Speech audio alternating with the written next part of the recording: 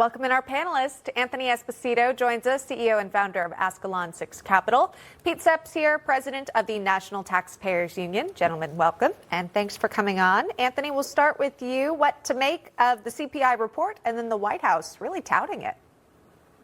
Yeah, I mean, the inflation was clearly a disaster under President Biden. It was completely out of control, and we're starting to see those inflation numbers come down under President Trump. Core CPI, for example, on a 6-month run was up around 3.7% when President Trump took office. It's down at 2.4% now. We're seeing food prices come down, energy prices come down, small business sentiment starting to spike, real take-home pay starting to increase and outpace inflation. So all the right things are happening. I think President Trump and the administration, Secretary Bessent, should be touting the progress that they've made and should be looking to continue this strategy because it is working. There is a lot of cleanup, but we are headed in the right direction, and we're continuing to see that in the numbers. Yeah, talking about the numbers, the inflation numbers prompting President Trump, Pete, yet again to call for Jerome Powell, the Fed chair, to lower the interest rates. On Truth Social, the president says Jerome, too late, Powell must now lower the rate. I don't know what this Steve Mnuchin really gave me a beauty when he pushed this loser. Oh, Steve Mnuchin. Okay, excuse me.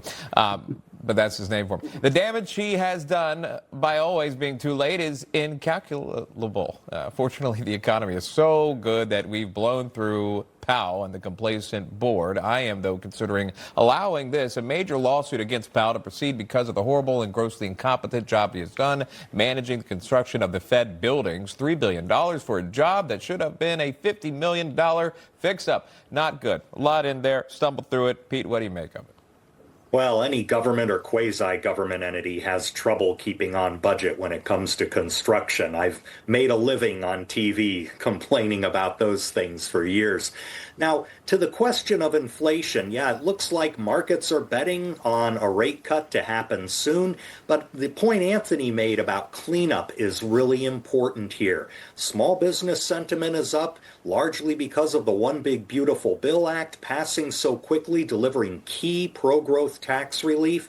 Tariff policies, those are going to continue to sting certain sectors of the economy. Steel-using industries, for example, like Daimler Truck, are laying off folks. That's going to be a continuing problem. Federal spending getting under control is the next important mountain to climb. The president has already exercised leadership with a rescissions package. Congress needs to get to work on the next round of spending reductions the minute they come back from recess. I believe that's next month, so they're still on vacay for a bit longer, and then we'll watch to see what they plan to focus on next. President Trump, though, is not losing sight of those ongoing negotiations with tariffs, we understand, specifically with China.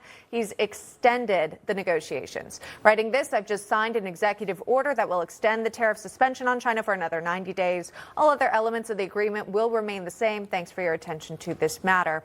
And then the Treasury Secretary, Scott Bessent, is now sharing that U.S. trade teams will meet with Chinese officials in the next 2 to 3 months. So, Anthony, what's happening behind the scenes, maybe, or what can we expect? Will a deal get done?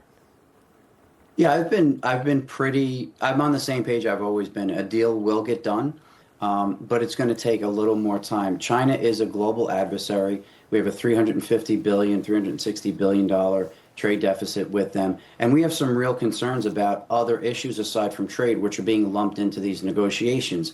So we have the fentanyl production. We have purchasing of sanctioned oil from Russia. We have Taiwan and defense. There's a number of things that need to be worked out within these trade negotiations. So we will come to a deal. It will be a better deal for the U.S., but I expected an extension out of another 90 days, and we got that. We will get there. China's a massive surplus nation, but an adversary. We have things that we need to work out. President Trump is on the right track. Secretary Bessent's on the right track. Mr. Lutnick's on the right track, but it's going to take some time, and I think we'll get there. Well, that'll extend it for Apple, for where iPhones are manufactured, or at least pieces of them. That's also interesting after the investment that Apple has made, $100 billion extra, now up to $600 billion in U.S. investments. The president also saying on Truth Social this: tariffs are making our country strong and rich, but adding this: gold will not be tariffs. Let's talk gold, Pete. Thoughts on gold not being tariffed, and what would that even look like? It still means that gold has an allure as a fallback against inflation and against world currencies trying to either inflate or deflate themselves depending on the whims of government. Gold and gold standards still have a role even today in this country and in other nations around the world. They keep governments from getting even less responsible than they already are with tax and spending policy. So I think it's an important sign that we're seeking stability worldwide, not only in economic policy, but fiscal policy. All right, that is Pete Sepp and Anthony Esposito joining us this morning with their expertise. Guys, thanks so much. We appreciate the time. My pleasure.